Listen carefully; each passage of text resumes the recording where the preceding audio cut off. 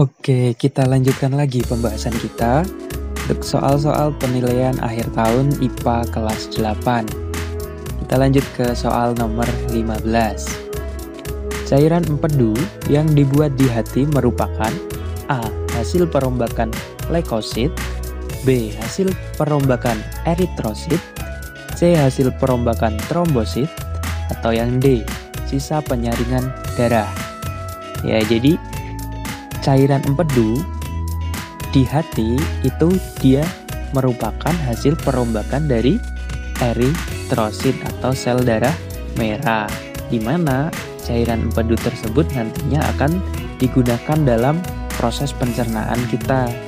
Itu akan digunakan untuk membantu mengemulsi lemak atau memecah lemak menjadi asam lemak yang nantinya akan digunakan lagi oleh tubuh kita. Gitu. Jadi jawabannya adalah yang B.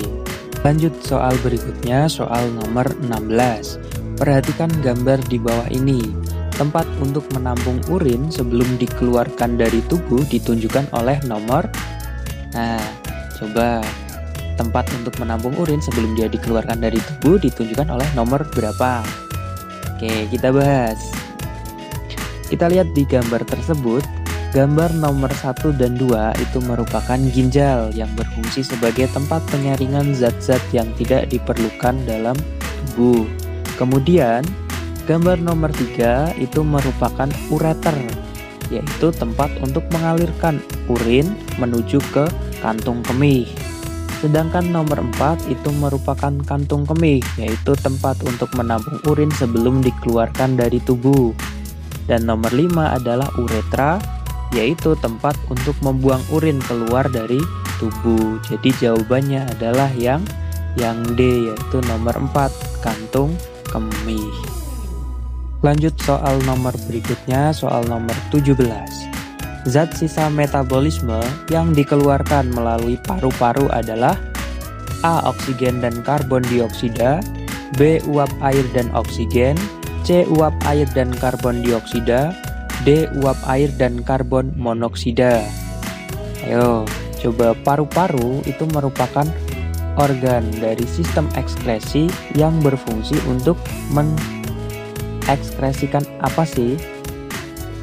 Oke, jadi paru-paru kita itu merupakan organ ekskresi yang berfungsi untuk mengekskresikan uap air dan karbon dioksida. Jadi jawabannya adalah yang C. Next, nomor 18. Perhatikan gambar struktur kulit berikut. Bagian yang berfungsi membuat dan mengeluarkan keringat ditunjukkan oleh nomor apa? Ayo, coba kita bahas. Dari nomor 1 itu apa sih? Nomor 1 itu merupakan epidermis, di mana epidermis itu berfungsi untuk melindungi jaringan di bawahnya. Kemudian nomor 2 itu merupakan kelenjar keringat yang berfungsi membuat dan mengeluarkan keringat. Sedangkan nomor 3 itu merupakan kelenjar minyak yang berfungsi untuk mengeluarkan minyak untuk membasahi kulit agar tidak kering. Sedangkan nomor 4 itu merupakan jaringan lemak yang berfungsi untuk menjaga panas atau mengatur suhu tubuh. Jadi di sini jawabannya adalah yang D, yaitu nomor 2, kelenjar keringat. Oke, lanjut ke soal berikutnya, nomor 19. Perhatikan gambar struktur ginjal berikut ini. Bagian yang ditunjuk oleh nomor 5 adalah A. Pelvis renalis, B. Medula, C. Ureter, D. Cortex. Oke, kita bahas satu-satu. Nomor 1 itu apa sih? Nomor 1 itu merupakan pembuluh arteri dan vena ginjal. Kemudian gambar nomor 2 itu merupakan saluran ureter. Nomor 3 itu merupakan korteks. Nomor 4 itu merupakan medula. Dan nomor 5 merupakan pelvis renalis. Jadi jawabannya adalah yang A. Soal berikutnya nomor 20. Perhatikan gambar nefron berikut ini. Bagian-bagian yang ditunjuk sekaligus dengan fungsinya yang benar adalah A. 1.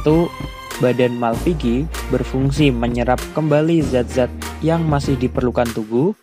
B. Nomor 2, tubulus contortus proximal berfungsi menyaring darah yang masuk ke ginjal. C. Nomor 3, lengkung Henle berfungsi menampung urin sesungguhnya. Atau yang D. Nomor 4, tubulus contortus distal berfungsi sebagai penambahan zat yang sudah tidak diperlukan tubuh. Oke, kita bahas satu-satu.